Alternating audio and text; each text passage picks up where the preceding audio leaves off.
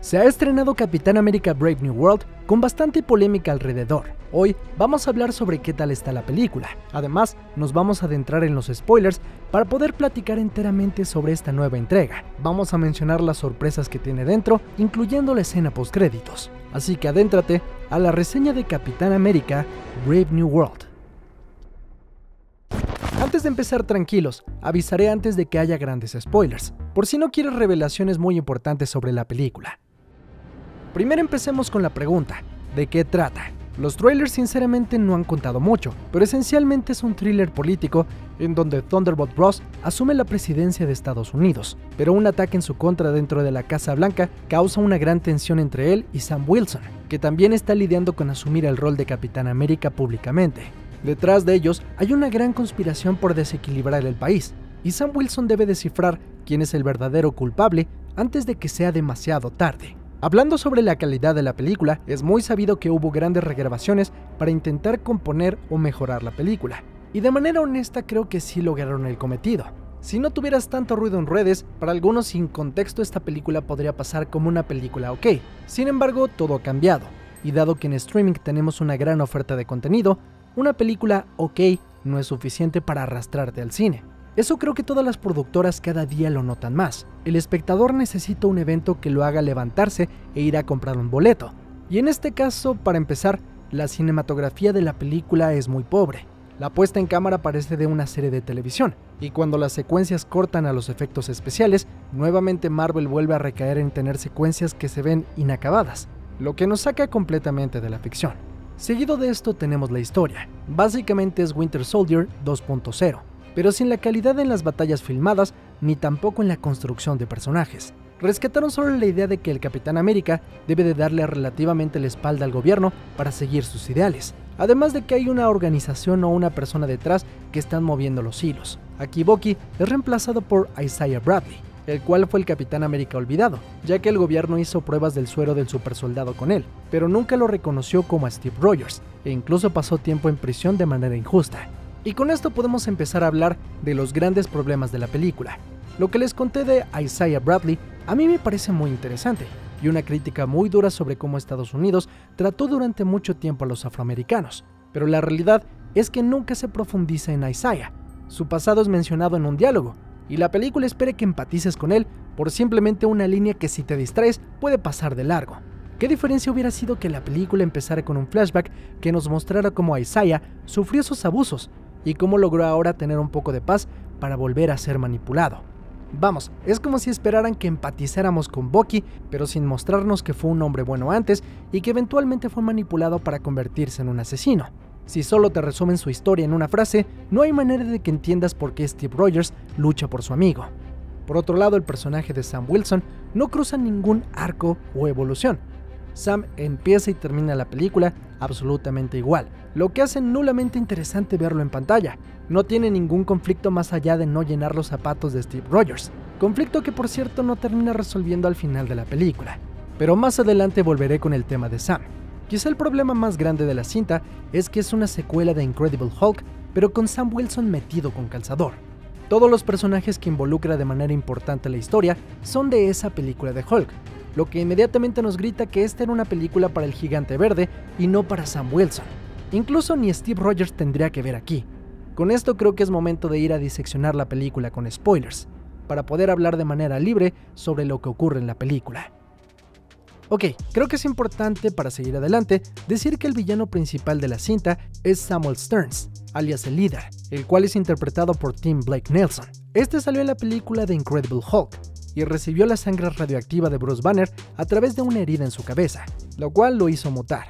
En la cinta se explica que fue Thunderbolt Ross quien lo llevó un paso más allá, pues para transformarlo totalmente en este cabezón, le lanzó mucha más radiación gamma, con la intención de potenciar las capacidades de este personaje, el cual es muy listo.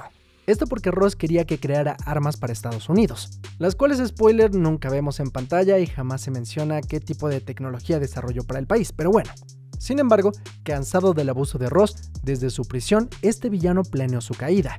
En la película descubrimos la razón por la cual Ross se transforma en Hulk rojo, y es que este estaba enfermo del corazón, y la única manera de mantenerse con vida era someterse a los tratamientos de Samuel Stearns, pero el líder le dio píldoras con radiación gamma, esperando el momento exacto para despertar a la bestia y acabar con la imagen pública de Ross. La idea original del líder es que este incidente se diera cuando Estados Unidos iba a ir al Celestial congelado a la mitad del mar para recuperar adamantium, que aparentemente en el UCM es de donde se origina este metal indestructible. Como Sam se da cuenta de la manipulación, logra detener la transformación de Ross momentáneamente, pero todo empeora porque esta transformación se da en una rueda de prensa en la Casa Blanca. A pesar de haber detenido ya al líder, Ross se transforma en Hulk, y es ahí donde Sam tiene que detenerlo. Y si se preguntan cómo logra detenerlo, lo hace con tecnología cinética de Wakanda, de esa que hacía que Black Panther se pusiera morado. Con esta logra cargar una de sus alas para clavársela a Red Hulk y noquearlo. Aunque este despierta y sorpresa, la única manera en que Sam lo detiene es dándole un discurso, diciéndole que se coma un sneaker y que se calme. Cómete un Snickers. ¿Mejor? Mejor. Ahora con esto, se pueden dar cuenta que Sam Wilson no tiene un carajo que ver con estos personajes. Además estamos hablando que le están dando continuación a una película que se estrenó hace 17 años. Y en vez de involucrar a Hulk, que era el protagónico lógico en este asunto, ponen a Sam Wilson. Y hay otro problema más en esto. La cuestión es que Thunderbolt Ross quería seguir viviendo porque su hija Betty estaba muy enojada con él por haber enviado al ejército contra Banner en la película de hace 17 años. Y desde ahí le había dejado de hablar. La meta de Ross era tratar de limpiar su imagen para lograr ser digno de su hija. Ese concepto me parece muy lógico, pero es obvio que este Thunderbolt Ross no se ve igual que el otro Thunderbolt Ross, el cual hemos visto básicamente durante toda la historia del UCM. Y a pesar de que Harrison Ford lo hace muy bien, se siente como un personaje totalmente nuevo. Y obviamente ese es un problema fuera de las manos de Marvel y de los directores, porque el actor William Hurt, que interpretaba a Ross, falleció hace unos años, y quizá con eso pareció una buena respuesta reemplazarlo con Harrison Ford. Pero es que honestamente es la primera vez que lo vemos en pantalla en este universo, y por más que diga que es Ross y que hizo todas las cosas que hizo Ross, cuesta un poco de trabajo comprársela. Es como, ¿qué hace Han Solo en una película de Marvel fingiendo que es un personaje que no se comportaba así en las 5 películas pasadas que lo hemos visto antes? Con estos elementos es fácil ver que necesitas mucho contexto para darle peso necesario a los personajes y a la película. Necesitas haber visto Falcon and the Winter Soldier para haber conocido más a Sam Wilson y enterarte más sobre quién es. Necesitas haber visto The Incredible Hulk y topar al 100 a cada uno de los personajes. Necesitas haber visto Civil War para entender el arco argumental de Ross. Con esto es fácil ver que la marca de Marvel se ha dispersado bastante, y es mucho pedirle a las audiencias que entiendan el desarrollo de cada personaje. E incluso habiendo visto toda película y serie del UCM, personajes como el líder o Isaiah Bradley no tienen el desarrollo suficiente para que nos importen en esta película. Y bueno, ni hablar de Giancarlo Esposito, que como Sidewinder no tiene ni sentido que salga. Un desperdicio absoluto del actor en un rol que pudieron ahorrarse.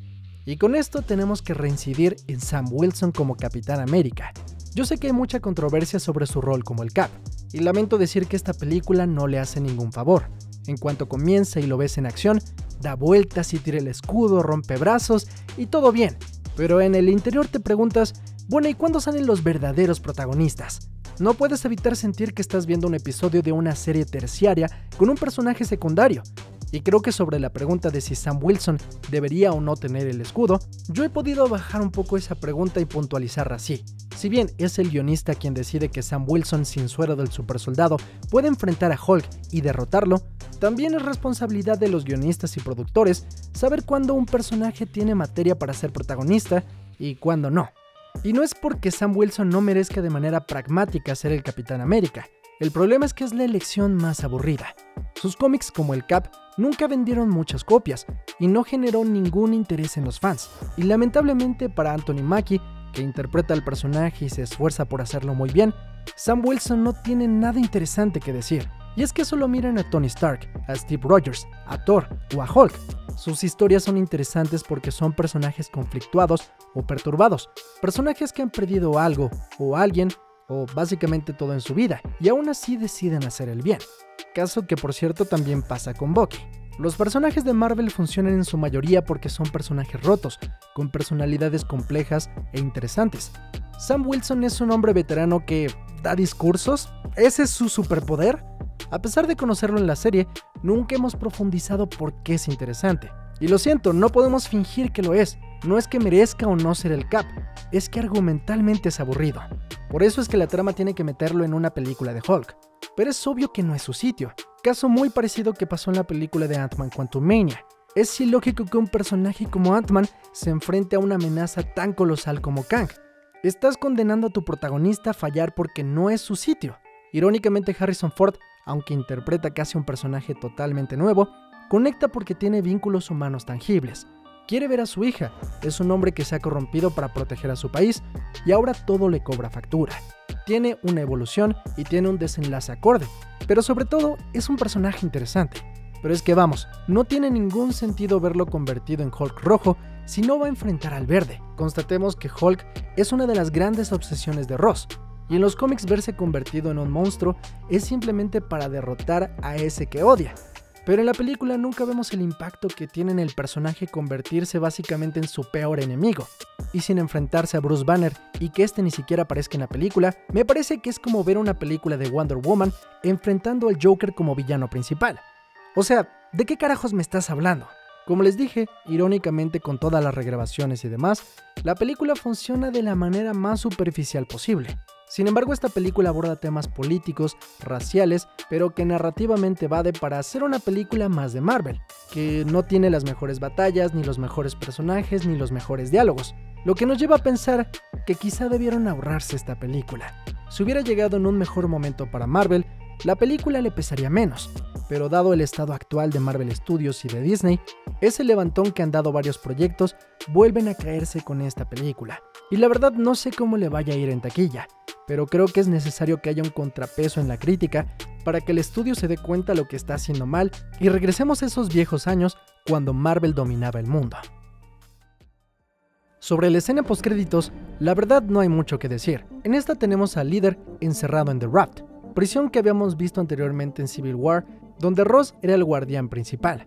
Irónicamente, en esta película, Ross, tras haber destruido la Casa Blanca, se encuentra prisionero aquí. Y antes de hablar de la escena postcréditos en sí, vale la pena destacar que Betty Ross, interpretada por Liv Tyler, llega para hablar con su padre, dando un cierre a ese conflicto interno que tenía Ross. La verdad se agradece ver a Liv Tyler y nos hace preguntarnos cuándo la volveremos a ver, porque honestamente las historias de Hulk la necesitan. Y bueno, quizás solo falta acotar que hay algunos problemas con los derechos de Hulk y es por eso que Marvel Studios no ha podido desarrollar toda una película del Gigante Verde. Pero hablando sobre la escena postcréditos, Sam Wilson llega a hablar con el líder, y este le da un teaser a la batalla multiversal que se acerca, diciéndole a Sam que si está listo para proteger al mundo de los otros que hay allá afuera. La escena es simplemente un teaser muy ligero a Avengers Doomsday y Secret Wars, donde todo este asunto del multiverso llegará a su cierre. Por ahora, se espera que Sam Wilson sea el líder del equipo de Vengadores cuando este se reforme, y Avengers Doomsday llegará antes de lo que muchos prevén, pues se estrenará el 1 de mayo de 2026. Estamos a casi un año del lanzamiento, así que esperaremos a ver qué ocurre, porque esos eventos serán muy importantes para el futuro de Marvel. Por ahora, eso es todo. Te agradezco por ver este video. Si te gustó, no olvides suscribirte. Yo soy Mr. X, nos vemos en la próxima.